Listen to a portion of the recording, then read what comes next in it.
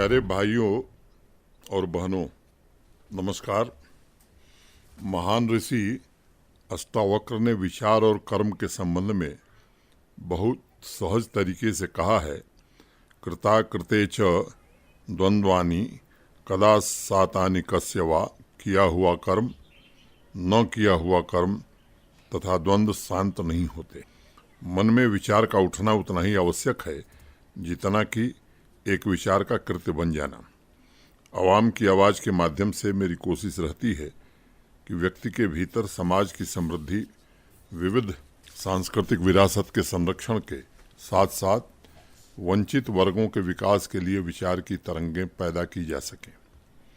अगर हमारी सोच में बदलाव होता है तो उसे कर्म में परिवर्तित होने में ज़्यादा वक्त नहीं लगता, लेकिन जरूरी ये है कि सामाजिक उत्थान, मानव कल्याण और राष्ट्र के निर्माण के लिए मन में विचार आए, हमारे भीतर कुछ परिवर्तन हो, ताकि नियत कर्म जीवन की अमृत यात्रा का अभिन्न अंग बन जाए। नियत कर्म से मेरा अभिप्राय है कि जम्मू कश्मीर का पूरा समाज एक मन एक प्रण होकर बदलाव के विचारों और अपने सपनों को साकार करने में जुट जाए। जम्मू कश्मीर के लिए स्वर्णिम काल है। समाज में हर एक व्यक्ति आज इस बात को महसूस कर रहा है कि तरक्की की ऐसी तेज रफ्तार जम्मू कश्मीर ने कभी नहीं देखी। आम आदमी इस बात को भी समझता है कि बहुत कम समय में पूरी ईमानदारी और पारदर्शिता से संशोधनों का इतना व्यापक विस्तार पहले कभी नहीं हुआ। आज हर एक नागरिक के मन में तरक्की एवं आत्मनिर्भरता का संकल्प सर्वोपरि है, यह दिखाई पड़ता है। ग्रामीण तथा शहरी दोनों इलाकों में आज आवश्यकता इस बात की है कि राष्ट्र को पीछे ले जाने वाली ताकतों को अलग थलग किया जाए, ताकि समाज की सृजनात्मक शक्तियां एकजुट होकर शक्तिशाली भारत के सपने को साकार कर सके।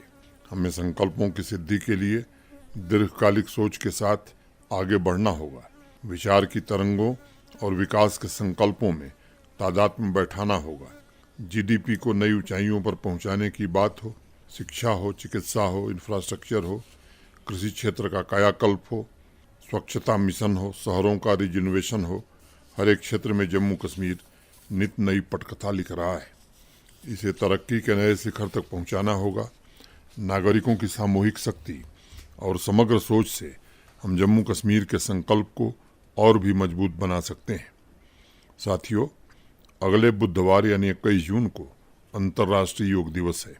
आदरणीय प्रधानमंत्री जी के प्रयासों से 2015 से शुरू हुए इस ग्लोबल सेलिब्रेशन ने विश्व को एक योग परिवार के रूप में स्थापित किया है। कोविड महामारी के दौरान पूरी दुनिया के लिए रोकथाम के साधन के रूप में योग ने अपनी महत्ता एवं शक्ति का एहसास कराया है। योग जीवन को संतुलित रूप से जीने की प्रेरणा देता है तथा व्यक्ति के अंदर नई ऊर्जा एवं साहस पैदा करता है। योग समाज एवं विश्व के साथ एकत्व का भाव पैदा करता है। आज दुनिया के बड़े बड़े इंस्टीट्यूशंस में योगा थेरेपी पर रिसर्च किया जा रहा है। कॉरपोरेट सेक्टर तथा अन्य पब्लिक सर्विस सेक्टर में भी तनाव, चिंता, अवसाद कम करने के लिए योग की स्वीकार्यता बढ़ी है। आज की भागती दौड़ती जिंदगी से पैदा हुए लाइफस्टाइल डिजीजेस को रोकने के लिए योगाभ्यास का सहारा लिया जा रहा है। इस योग दिवस पर सभी संस्थान और लोग योग के गुणों के बारे में लोगों को जागरूक करके समाज के निरोग और स्वस्थ जीवन का मार्ग प्रशस्त कर सकते हैं। चिकित्सा की रोकथाम प्रणाली की अचूक विधा समाज में सभी को प्रसन्न रखे, तनाव एवं बीमारी मुक्त जीवन हो, ऐसी मैं कामना करता हूँ। साथियों, अनेक अवसरों पर मैंने प्रकृति के साथ सहजीवी संबंध की परंपरा को मजबूत करने का आह्वान किया है। 5 जून को विश्व पर्यावरण दिवस ने एक बार फिर हमें एहसास कराया कि धरती के संसाधनों पर हमारा अधिकार अस्थायी है और हमें विकास की ऐसी प्रक्रिया को अपनाना होगा जिससे पर्यावरण को नुकसान न पहुंचे। इस वर्ष का थीम प्लास्टिक प्रदूषण के बढ़ते खतरे से एक नागरिक के प्रयासों को जोड़ना था। साथ ही पर्यावरण की दृष्टि से उपयुक्त टेक्नोलॉजी तथा लोगों की पहुंच आसान बनाने के लिए समाज के सभी वर्गों को भागीदार बनाना था। एक ऐसा ही छोटा सा प्रयास सोपोर की बेटी मुफारा माजिद कर रही है। अंडर ग्रेजुएट स्टूडेंट मुफारा माजिद ने पिछले 1.5 साल से सोलर तथा स्टीम ऊर्जा से ऑपरेट होने वाला बोट निर्मित करने के मिशन में जुटी है। अपने छोटे से वर्कशॉप में उसने इसका डिज़ाइन तैयार किया है और अब वो अपने मिशन को मूर्त रूप देने में जुट गई है। मैं उनके एनवायरनमेंट फ्रेंडली प्रयास की सराहना करता हूं तथा इस इनोवेशन के लिए उन्हें बहुत बहुत बधाई भी देता हूं। छोटे छोटे शहरों और गांवों में पर्यावरण संरक्षण के बारे में चेतना और जागरूकता इस बात को दर्शाती है कि सस्टेनेबल डेवलपमेंट और सस्टेनेबल लिविंग आज समाज की प्राथमिकता बन चुकी है। मैं समझता हूं कि पूरे विश्व में ग्रीन टेक्नोलॉजी की बढ़ती मांग के मद्देनजर सोलर इलेक्ट्रिक बोट जैसे इनोवेशन प्रभावी समाधान प्रस्तुत कर सकते हैं। मुझे इस बात की विशेष खुशी है कि नई पीढ़ी आज सरल जीवन शैली को स्वयं अपना रही है और अपने प्रयासों से समाज को भी पर्यावरण संरक्षण के बारे में जागरूक बना रही है। मैं हायर एजुकेशन डिपार्टमेंट तथा बारामूला डिस्ट्रिक्ट एडमिनिस्ट्रेशन को मुफारा के प्रयासों में हर संभव मदद का निर्देश दूंगा। साथियों, नारी शक्ति एवं उनके संकल्पों की पृथ्वी पर किसी अन्य से तुलना नहीं हो सकती है। इसलिए हमारी परंपरा में कहा भी गया है, नारी अस्य समाजस्य कुशल वास्तुकारा अस्ति, अर्थात महिला समाज की सबसे आदर्श वास्तुकार आर्किटेक्ट होती है। उसका संकल्प, उनकी शक्ति एवं उनका सामर्थ्य ही राष्ट्र एवं समाज की प्रगति का आधार है। आज वह पूरी क्षमता से विश्व के सामने नेतृत्व और अपनी उपलब्धियों का शानदार उदाहरण प्रस्तुत कर रही हैं। मैंने पिछले महीने जम्मू कश्मीर की बेटी शीतल देवी को para archery world ranking tournament में मेडल जीतने पर बधाई दी थी। आज मैं इस कार्यक्रम में विशेष रूप से शीतल का जिक्र करना चाहूँगा। उन्होंने विपरीत परिस्थितियों से लड़ते हुए अपना एक अलग मुकाम हासिल किया है और देश की तमाम बेटियों के लिए वह प्रेरणा स्रोत भी बन गई हैं। 16 वर्षीय शीतल किश्तवाड़ के एक गांव में बिना हाथ के पैदा हुई थी, लेकिन उनके अंदर एक विलक्षण प्रतिभा थी। वह परिवार पर कभी बोझ नहीं बनी और अपनी पढ़ाई लिखाई तथा सारा काम स्वयं करती थी। उसकी प्रतिभा को इंडियन आर्मी ने पहचाना और मैं विशेष रूप से शहीद मेजर अक्षय गिरीश की माताजी श्रीमती मेघना गिरीश तथा जाने माने फिल्म एक्टर श्री अनुपम खेर साहब का जिक्र करना चाहूँगा, जिन्होंने शीतल को जीवन में आगे बढ़ने और नई उपलब्धियों को हासिल करने का अवसर प्रदान किया। श्री माता वैष्णो देवी श्राइन बोर्ड के स्पोर्ट्स कॉम्प्लेक्स में शीतल की ट्रेनिंग हुई और अपने जज्बे से उन्होंने इतिहास रच दिया। शीतल जैसी बेटियां नए भारत की नारी का प्रतिनिधित्व कर रही हैं और जम्मू कश्मीर की प्रगति में उनके प्रयास नया संबल प्रदान कर रहे हैं। शीतल की सुविधा, ट्रेनिंग तथा अन्य जरूरतों के लिए जम्मू कश्मीर प्रशासन पूरे समर्पण भाव से प्रयासरत है। मुझे अत्यंत प्रसन्नता है कि पिछले कुछ वर्षों में जम्मू कश्मीर में नारी शक्ति को अनुकूल वातावरण तथा सभी प्रकार के सपोर्ट सिस्टम प्रदान किए जा रहे हैं, जिससे उनकी प्रतिभा एवं असीम संभावनाओं को पुष्पित होने का अवसर मिला है। महात्मा गांधी जी ने कहा था कि महिला पुरुष की साथी है, जिसमें समान मानसिक क्षमता है। उसे पुरुष कार्यकलापों के छोटे से छोटे क्षेत्रों में भाग लेने का अधिकार है। उसे पुरुष के समक्ष आज़ादी का समान अधिकार है। रियासी के खेरल गांव की महिलाओं ने district administration, rural livelihood mission तथा जम्मू कश्मीर टूरिज्म के सहयोग से डुग्गर धानी सेल्फ हेल्प ग्रुप द्वारा नारी शक्ति की उपलब्धियों का अप्रतिम उदाहरण प्रस्तुत किया है। रेस्टोरेंट तथा हैंडीक्राफ्ट का मिला जुलाया बिजनेस स्वरूप पौनी ब्लॉक में विमेन एम्पावरमेंट का प्रतीक बन गया है और सभी स्तरों पर महिलाओं की भागीदारी बढ़ाने के प्रयास किए जा रहे हैं। बडगाम की सैयद रक्सा 10 आर्टिजन महिलाओं के सेल्फ हेल्प ग्रुप्स को लीड कर रही हैं। उनके ग्रुप ने डलगेट मार्केट तथा अवसर स्कीम का लाभ उठाकर अपने प्रोडक्ट की मार्केटिंग व्यवस्था को मजबूत बनाया है और मात्र 15 दिनों के भीतर उन्होंने 9 लाख रुपए का रेवेन्यू अर्जित किया है। इस सेल्फ हेल्प ग्रुप ने हैंडमेड प्रोडक्ट के क्वालिटी कंट्रोल पर भी फोकस किया है, जिसकी वजह से डोमेस्टिक तथा फॉरेन टूरिस्ट के बीच उनके प्रोडक्ट्स काफ़ी लोकप्रिय हो गए हैं। जम्मू कश्मीर के कुल 95,324 सेल्फ हेल्प ग्रुप्स में से 59,669 सेल्फ हेल्प ग्रुप्स महिलाएं ही चला रही और विभिन्न बैंकों के द्वारा उन्हें 1275 करोड़ रुपए का क्रेडिट दिया गया है। मैं समझता हूं कि आज जम्मू कश्मीर में महिलाओं द्वारा संचालित जितने भी सेल्फ हेल्प ग्रुप हैं उनमें वैश्विक बाजार में पहुंचने का सामर्थ्य है। हर एक सेल्फ ग्रुप की अपनी ब्रांड पोजीशनिंग है और वही उसकी असली ताकत है। सभी सेल्फ हेल्प ग्रुप को अपने सामर्थ्य को पहचान कर ब्रांडिंग पर फोकस करने की आवश्यकता है ताकि उनकी विशेषता और उनकी विविधता उनके प्रोडक्ट्स के लिए मार्केटिंग का अवसर बन सके। सभी स्टेक होल्डर्स, चाहे वो रूरल लाइवलीहुड मिशन के हों, डिस्ट्रिक्ट एडमिनिस्ट्रेशन हो, Jammu Kashmir trade promotion organisation हो, इंडस्ट्रीज एवं कॉमर्स डिपार्टमेंट हो, सभी को इंटीग्रेटेड तरीके से प्रयास करने की आवश्यकता है। सेल्फ हेल्प ग्रुप्स के उत्पाद वैश्विक मार्केट के अनुरूप हों, उनकी पैकेजिंग विश्वस्तरीय हो ताकि भविष्य में उनके एक्सपोर्ट की संभावनाओं को भी तलाशा जा सके। आज देश के अनेक राज्यों में इस बात पर बल दिया जा रहा है कि सेल्फ हेल्प ग्रुप से रोजगार भी मिले और ग्लोबल मार्केट में भारतवर्ष का शेयर भी बढ़े। मैं समझता हूँ इस सोच के साथ हमें सेल्फ हेल्प ग्रुप्स की ताकत को साकार करना होगा। आज इस कार्यक्रम के माध्यम से मैं रूरल डेवलपमेंट डिपार्टमेंट के मिशन अमृत सरोवर का भी जिक्र करना चाहूँगा। समाज और तालाब के बीच संबंध उतना ही पुराना है जितनी की हमारी सभ्यता है। तालाब समाज की समृद्धि और जीवंतता का प्रतीक है। तालाब का अपना स्वर, अपनी लय है जो समाज के ताने बाने से जुड़ा होता है। अवघट घाट कबीर का भरे सुनिर्मल होए। आदरणीय प्रधानमंत्री श्री नरेंद्र मोदी जी के आह्वान पर जम्मू कश्मीर में ग्राम पंचायतों ने मिलकर 2428 अमृत सरोवरों का निर्माण एवं जीर्णोद्धार किया है। इनमें से कुछ अमृत सरोवरों को केंद्र में रखकर रूरल डेवलपमेंट डिपार्टमेंट ने एक पुस्तिका का प्रकाशन किया है। लोगों को ये जानकर शायद हैरानी होगी कि जन भागीदारी से किए गए उनके काम को देखने अब टूरिस्ट भी जाने लगे हैं। ग्राम पंचायतों से जो आंकड़े इकट्ठा किए गए हैं उसके मुताबिक पिछले कुछ महीनों में 4.5 लाख टूरिस्ट अलग अलग जिलों में इन अमृत सरोवरों को देखने पहुंचे थे। यही नहीं, इन अमृत सरोवरों के निर्माण के दौरान 6 लाख से ज़्यादा लोगों को रोजगार का अवसर भी मिला था और आज लाखों परिवारों एवं किसान भाइयों को इन अमृत सरोवरों का लाभ मिल रहा है।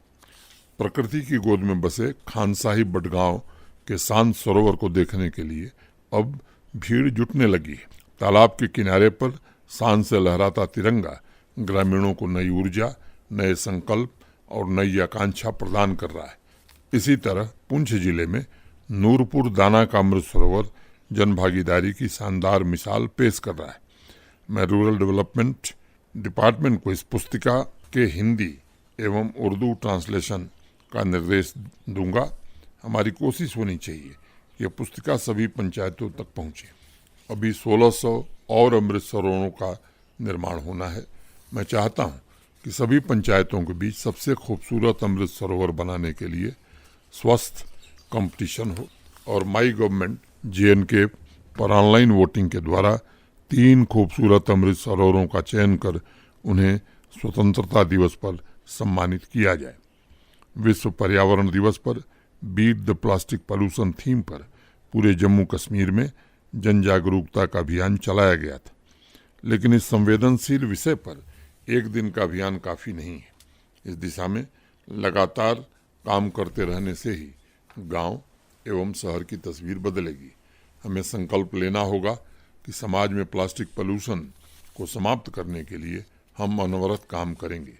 पिछले कुछ वर्षों में जम्मू कश्मीर में लोगों ने स्वयं इस बात को महसूस किया है कि ईज ऑफ लिविंग के लिए प्रकृति के साथ तालमेल आवश्यक है। प्रकृति के प्रति जागरूकता एवं संवेदनशीलता समाज को गतिशील बनाती है। आज क्वालिटी ऑफ लाइफ का पैमाना सिर्फ इमारत और भौतिक संसाधन नहीं है, बल्कि सांस्कृतिक और प्राकृतिक विरासत भी जीवन में गुणवत्ता लाते हैं और समाज को नई ऊर्जा प्रदान करते हैं। विकास की नई इबारत पर्यावरण संरक्षण द्वारा ही संभव है। आइए अपने सपनों का शहर एवं गांव बनाने के लिए मूलभूत सुविधाओं, नई तकनीक के अलावा हरियाली को प्राथमिकता देने का संकल्प लें। अनंतनाग से शाहिद हुसैन राथर ने ब्लू रिवॉल्यूशन के लिए फिशरी सेक्टर में टेक्निकल इंटरवेंशन के संबंध में मुझे एक पत्र भेजा है। उन्होंने लिखा है कि फिशरी सेक्टर में नदियों से फिश उत्पाद की क्वांटिटी में इजाफा हुआ है, लेकिन तमाम लेक के पोटेंशियल्स का अभी तक दोहन नहीं किया जा सका है। उनका आग्रह है कि पुराने इंफ्रास्ट्रक्चर, इनब्रीडिंग, डिप्रेशन, स्पेसीज की वैरायटी संबंधित चुनौतियों पर भी तत्काल ध्यान दिया जाना चाहिए तथा फिश सीड एवं ट्राउट प्रोडक्शन में मॉडर्न टेक्नोलॉजिकल इंटरवेंशन किए जाएं ताकि इस सेक्टर से जुड़े लोग सस्टेनेबल फिश फार्मिंग पर फोकस कर सकें। शाहिद, आपके पत्र के लिए बहुत बहुत शुक्रिया। मैं आपके सुझावों के माध्यम से सभी नागरिकों को बताना चाहता हूं कि होलिस्टिक एग्रीकल्चर डेवलपमेंट प्रोग्राम पर पिछले साल जब चर्चा शुरू हुई थी, तब मैंने इस बात का जिक्र किया था कि पुराना इंफ्रास्ट्रक्चर और इनब्रीडिंग, डिप्रेशन जैसी तमाम समस्याओं की वजह से फिशरी सेक्टर में वह विकास नहीं हो पाया है जिसकी संभावना थी। इसलिए जिन 29 प्रोजेक्ट्स को लागू किया जा रहा है उसमें फिशरी सेक्टर में टेक्निकल इंटरवेंशन पर विशेष बल दिया जाएगा। मैं इस कार्यक्रम को सुन रहे सभी किसान भाइयों से भी कहना चाहता हूं कि वर्तमान में चल रहे किसान संपर्क अभियान में हम उन्हें 4 मुख्य बातों की जानकारी दे रहे हैं। पहला, हम जेनेटिकली अच्छी वैरायटी की फिश सीड इंपोर्ट करेंगे। फिश रियरिंग यूनिट की स्थापना की जाएगी। क्लस्टर मोड में नई हैचरीज स्थापित की जाएगी तथा प्रोडक्शन एवं पोस्ट हार्वेस्ट मैनेजमेंट के लिए आवश्यक संसाधन निर्मित किए जाएंगे। हमारा लक्ष्य सीड कास्ट में 30% कमी करना है और सर्वाइवल रेट को 35% बढ़ाना है ताकि अगले 5 साल में हम टोटल फिश प्रोडक्शन को दुगना कर सकें और किसान भाइयों की आमदनी में 100% बढ़ोतरी हो सके। किसान संपर्क अभियान के दौरान सभी अधिकारी क्लस्टर, रियरिंग यूनिट तथा हैचरीज से संबंधित जानकारी लेकर किसान भाइयों तक पहुंच रहे हैं। मुझे विश्वास है कि इस सेक्टर में इच्छुक किसान भाई सभी योजनाओं का अवश्य लाभ ले सकेंगे। शाहिद, मुझे बहुत खुशी हुई कि आपने इस विषय पर मुझे कुछ सुझाव भेजे। मैं चाहता हूं कि युवा वर्ग भी इससे जुड़े और जिन 150 इंटरप्राइजेस को स्थापित करने के लिए हम काम करना चाहते हैं उसकी बागडोर जम्मू कश्मीर के नौजवान संभाले। पिछले महीने G20 समिट के सफल आयोजन के पश्चात मुझे अलग अलग जिलों से अनेकों पत्र प्राप्त हुए हैं। G20 की सफलता का श्रेय मैं जम्मू कश्मीर की आम जनता को देना चाहता हूं। जिस प्रकार आम नागरिकों ने इस आयोजन में बढ़ चढ़कर हिस्सा लिया उसके लिए मैं तहे दिल से शुक्रगुजार हूं और मैं जानता हूं कि आने वाले कई वर्षों तक यह आयोजन जम्मू कश्मीर के लिए यादगार रहेगा। तमाम नौजवान साथियों, भाइयों, बहनों ने टूरिज्म के संबंध में ढेर सारे सुझाव साझा किए हैं। मैं आज विशेष रूप से अनंतनाग से जावेद अहमद तथा मीर इमाद, बडगाम से मुश्ताक अहमद वानी तथा आरिफा आरा, श्रीनगर से अफजल सिद्दीकी, किश्तवाड़ से अभिषेक शर्मा, जम्मू से अर्नब खजूरिया तथा रजौरी से मोहम्मद असलम का विशेष धन्यवाद करना चाहूँगा जिन्होंने G20 के आयोजन में जनभागीदारी की स्पिरिट को सार्थक किया है। जावेद अहमद ने प्रमुख टूरिस्ट लोकेशन पर इंक्लूसिव टूरिज्म को प्रमोट करने के संबंध में लिखा है। उनका कहना है कि दिव्यांग लोगों के लिए इन जगहों पर माननीय प्रधानमंत्री जी के एक्सेसिबल इंडिया अभियान से संबंधित व्यवस्था निर्मित की जानी चाहिए और वहां बोर्ड के माध्यम से लोगों को इन सुविधाओं की जानकारी भी दी जानी चाहिए। जावेद, यह अत्यंत उत्तम सुझाव है और मैं टूरिज्म डिपार्टमेंट को इस पर आवश्यक कार्रवाई का जरूर निर्देश दूंगा। बडगाम से मुश्ताक अहमद वानी ने लिखा है कि G20 का सफल आयोजन अब हमें अपने कर्तव्यों की भी याद दिलाता है। सबसे पहला कर्तव्य है कि ब्लॉक दिवस के अवसर पर डिस्ट्रिक्ट टूरिज्म डिपार्टमेंट अपने स्टॉल के माध्यम से नागरिकों को इको टूरिज्म तथा होम स्टे के फायदे के बारे में जानकारी प्रदान करे और टूरिज्म से लोकल कम्युनिटी को भी जोड़ें। ब्लॉक दिवस के माध्यम से युवाओं को जानकारी दी जाए कि टूरिज्म सेक्टर में उनके लिए क्या क्या संभावनाएं मौजूद हैं तथा इको टूरिज्म के प्रमोशन में उनकी क्या भूमिका हो सकती है। मुश्ताक, आपका यह सुझाव प्रशंसनीय है और यह इस बात को भी दर्शाता है कि आम नागरिकों ने टूरिज्म वर्किंग ग्रुप की मीटिंग को बहुत गौर से फॉलो किया है। मैं आपके इन सुझावों पर डिस्ट्रिक्ट एडमिनिस्ट्रेशन तथा टूरिज्म डिपार्टमेंट को आवश्यक कार्रवाई का निर्देश दूंगा। किश्तवाड़ से अभिषेक शर्मा ने लिखा है कि उनके जिले में कई ऐसे खूबसूरत दर्शनीय स्थल हैं जहां बहुत कम इन्वेस्टमेंट में होम स्टे टूरिस्ट हब विकसित किया जा सकता है और लिद्दर रिवर में टूरिस्ट के लिए वाटर स्पोर्ट जैसे बोटिंग, राफ्टिंग तथा कायाकिंग का प्रबंध किया जा सकता है। अभिषेक ने अनुरोध किया है कि उनके जिले में टूरिज्म की अपार संभावनाओं पर एक विस्तृत चर्चा की जाए ताकि वहां मौजूद संभावनाओं को साकार किया जा सके। अभिषेक, मैं जानता हूं आपने जिन कार्य योजनाओं और संभावनाओं का जिक्र किया है उससे समाज के सभी स्तर पर काफी सकारात्मक प्रभाव पड़ेगा और ऐसी गतिविधियां स्थानीय आर्थिक व्यवस्था में भी महत्वपूर्ण योगदान दे सकेंगी। आपके सुझावों में G20 का उत्साह और उमंग भी नजर आ रहा है। मैं टूरिज्म डिपार्टमेंट को जिला प्रशासन के साथ मिलकर उचित कार्रवाई करने का अवश्य निर्देश दूंगा। साथियों, मैं इस महीने के अनेक सुझावों में जम्मू कश्मीर की शक्ति और नए समाज के संकल्प को अनुभव कर रहा हूँ। मुझे खुशी है कि G20 टूरिज्म वर्किंग ग्रुप की मीटिंग ने समाज में नई आशा, नया उमंग, नया उत्साह पैदा किया है। अगर कोई इवेंट प्रेरणा बन जाए तो समाज में बदलाव आने में देर नहीं लगती है। मुझे विश्वास है आपके सुझावों पर प्रशासन के मेरे सभी साथियों को भी और अधिक उत्साह और इनोवेटिव तरीके से काम करने की ऊर्जा मिलेगी। बडगाम से अरिफा आरा ने लिखा है कि G20 की सफल मीटिंग के पश्चात पूरी आवाम को पर्यावरण के अनुकूल प्रोडक्ट्स के बारे में जनजागृति के लिए काम करना चाहिए। अरिफा का कहना है jute bag, corn starch bag जैसे प्रोडक्ट न सिर्फ रोजगार एवं नए बाजार की संभावना पैदा करेंगे बल्कि G20 के दौरान जिस इको टूरिज्म, सस्टेनेबल लिविंग को प्रमोट करने की पहल हमारे देश ने की है उसका केंद्र भी जम्मू कश्मीर बन सकता है। अरिफा ने इस पहल में लोकल बिजनेसेस की सक्रिय भागीदारी के लिए भी लिखा है और प्रशासन से आग्रह किया है कि डिस्ट्रिक्ट लेवल पर इस कार्य को अंजाम दिया जाए।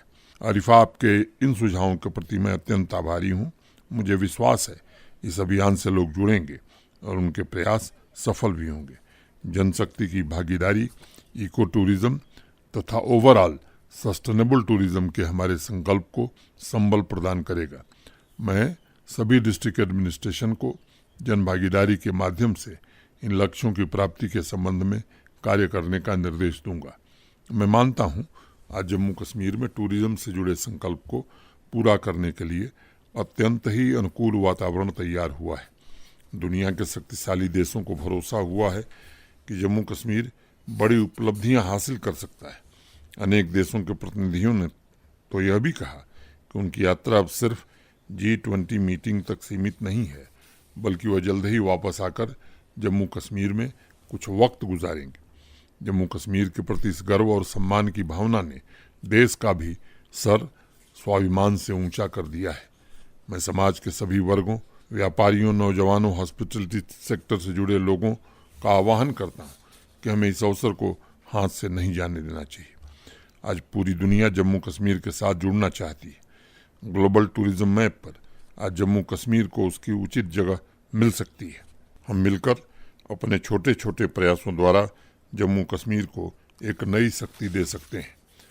समाज वास्तविक रूप में एक ऊर्जा है, उसका पुरुषार्थ सही दिशा में लगे इसके लिए हर एक व्यक्ति को सृजन की भावना से काम करना चाहिए। एक छोटी सी कहानी है। इटली के विश्व प्रसिद्ध चित्रकार एवं मूर्तिकार माइकल एंजिलो एक बार चौराहे पर बैठकर अपने हाथों में 3-4 पत्थरों को बार बार उठाकर देख रहे थे। वह उन्हें बड़े प्यार से अपने हाथों से साफ करते और फिर रख देते। फिर वह दूसरा पत्थर उठाकर देर तक देखते रहे, फिर उन्हें साफ करते और रख देते। आते जाते लोग बड़े आश्चर्य से एंजिलो को देख रहे थे। कुछ लोगों ने सोचा कि शायद कोई पागल व्यक्ति है जो चौराहे पर पत्थरों को इतने ध्यान से देख रहा है और उन्हें साफ कर रहा है। थोड़ी देर में कुछ लोगों की भीड़ इकट्ठा हो गई। उनमें से एक व्यक्ति ने एंजिलो को पहचान लिया। उसने वहां मौजूद भीड़ से कहा कि यह व्यक्ति पागल नहीं है बल्कि प्रसिद्ध मूर्तिकार है। तब भीड़ में से एक सज्जन ने कहा कि भाई कमाल है, तुम मूर्तिकार हो, लेकिन यह बताओ इन पत्थरों में से जीवंत चीजें तुम कैसे निर्मित कर देते हो। एंजिलो ने उससे कहा, मैं कुछ भी नया निर्मित नहीं करता। जीवंतता पत्थर में पहले से ही मौजूद है। मैं तो सिर्फ उस ऊर्जा के आसपास जो बेकार चीजें हैं उन्हें छेनी और हथौड़े से काट कर साफ कर देता हूँ। और सच पूछो तो मेरा काम सिर्फ कचरे की सफाई का है, क्योंकि मूर्ति तो पत्थर में पहले से ही मौजूद है। इसी प्रकार समाज की ऊर्जा में भी सफलता की मूर्ति छिपी हुई है। हमें मिलकर उन चीजों को साफ करना है जो प्रगति की राह में रुकावट हैं। मैं हमेशा इस बात को कहता हूँ कि प्रत्येक व्यक्ति के भीतर जो सामर्थ्य है उसकी कोई सीमा नहीं है। हम उस सामर्थ्य, उस क्षमता का उपयोग कैसे करते हैं यह नितांत आवश्यक है। जिस सीढ़ी से ऊपर चढ़कर शिखर को छुआ जा सकता है वही सीढ़ी नीचे भी जाती है। सृजन की भावना से अगर 1,30,00,000 नागरिक जम्मू कश्मीर के गौरव को ध्यान में रखकर अपना योगदान देंगे तो हमें तरक्की का शिखर छूने से, समाज की जीवंतता वापस लौटाने से कोई भी ताकत रोक नहीं सकती। डोडा से अबरार मीर ने जेनरिक मेडिसिन के संबंध में मुझे एक पत्र भेजा है। अबरार ने लिखा है कि हेल्थ डिपार्टमेंट डॉक्टर्स के लिए ट्रेनिंग सेशन आयोजित करे जिसमें इन मेडिसिन के बारे में एविडेंस बेस्ड इंफॉर्मेशन भी उपलब्ध कराई जाए। उनका कहना है कि क्लिनिकल प्रेस्क्रिप्शन में जेनरिक मेडिसिन का प्रमोशन न सिर्फ गरीब तबके के जीवन में नया परिवर्तन लाएगा बल्कि पूरी चिकित्सा व्यवस्था भविष्य में और अधिक सुदृढ़ होगी। अबरार, आपके पत्र के लिए बहुत बहुत शुक्रिया। मैं ट्रेनिंग के विषय पर हेल्थ डिपार्टमेंट को विचार करने का आग्रह करूंगा। जेनरिक दवाओं के संबंध में समाज में चेतना जागृत हो एवं अधिक से अधिक आबादी इस सेवा का लाभ उठाए, इसके लिए जम्मू कश्मीर प्रशासन द्वारा प्रयास किए जा रहे हैं। बहुत कम समय में 227 जन औषधि केंद्र खोले गए हैं और प्रतिदिन 32,000 पेशेंट्स इन जन औषधि केंद्र की दवाओं का लाभ उठा रहे हैं। अगर आर्थिक दृष्टि से देखा जाए तो जन औषधि केंद्र के माध्यम से जम्मू कश्मीर के नागरिकों के 206 करोड़ रुपए की बचत हुई है। अमृतकाल में हमारा लक्ष्य है कि हर जिले में कम से कम 75 जन औषधि केंद्र स्थापित हो सकें और इस कार्य को 2025 तक पूरा कर लिया जाए। समाज के कुछ वर्गों में जेनरिक मेडिसिन की क्वालिटी को लेकर तरह तरह की भ्रांतियों को दूर करने के लिए भी कुछ महीने पहले मास मीडिया तथा सोशल ग्रुप्स जैसे आंगनबाड़ी, सेल्फ हेल्प ग्रुप्स तथा यूथ क्लब के सहयोग से अभियान चलाने का निर्देश दिया था। हमारी कोशिश है कि ज़्यादा से ज़्यादा परिवार जेनरिक मेडिसिन का लाभ उठा सकें। प्यारे भाइयों और बहनों, 1 जुलाई से श्री अमरनाथ यात्रा शुरू हो रही है। इस यात्रा का विशेष और बहुत व्यापक अर्थ है। यह समूची सृष्टि के कल्याण, समाज के सभी वर्गों के उत्थान तथा नए विचारों के आवागमन का प्रतीक भी है। हमारे पूर्वजों ने इस यात्रा की परिपाटी के पीछे एक पूरी व्यवस्था निर्मित की थी ताकि बाबा अमरनाथ के दर्शन लाभ के लिए देश के अलग अलग हिस्सों से आने वाले श्रद्धालुओं का स्वागत, उनकी खातिरदारी पूरा समाज मिलकर एक साथ करे। इससे स्थानीय अर्थव्यवस्था और रोजगार के अवसर भी बढ़ते हैं। हजारों हजार साल से जम्मू कश्मीर का संपूर्ण समाज मिलकर सभी पंथों के अनुयायी एक साथ जुड़कर इस तीर्थ यात्रा में अपने अपने कर्तव्यों को पूरी श्रद्धा से निभाते रहे हैं। मैं जानता हूँ आवाम का प्रत्येक वर्ग श्रद्धालुओं की सेवा करने के लिए पूरे वर्ष प्रतीक्षा करता है। इस वर्ष भी सभी नागरिकों की भागीदारी संस्कृति एवं आध्यात्म के इस महापर्व के आयोजन को अवश्य सफल बनाएगी तथा देश विदेश से आने वाले श्रद्धालुओं को संपूर्ण सुविधाएं उपलब्ध कराने में भी सहायक सिद्ध होगी। मैं जम्मू कश्मीर की आवाम से विनम्रतापूर्वक आग्रह करूंगा कि इस पूरे यात्रा के दौरान आप सबका सहयोग अपेक्षित है। धन्यवाद। जय हिंद।